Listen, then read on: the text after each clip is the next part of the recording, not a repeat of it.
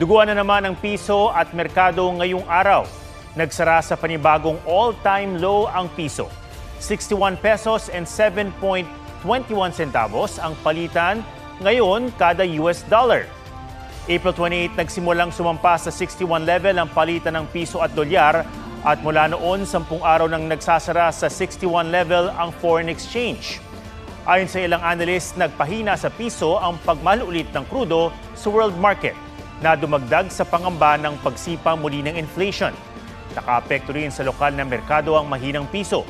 Ngayong araw, mas mababa uli sa 6,000 level ang Philippine Stock Exchange Index.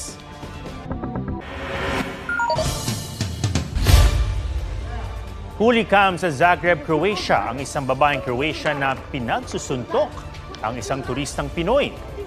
Pinagbintangan daw ang Pinoy na dudukutan ng babae. Itinanggi yan ng ating kababayan. Ayon sa ating honorary consulate sa Zagreb, inaresto na at iniimbestigahan ng Croatia na suspect. Nakalista rin ng Croatia ang Pilipino.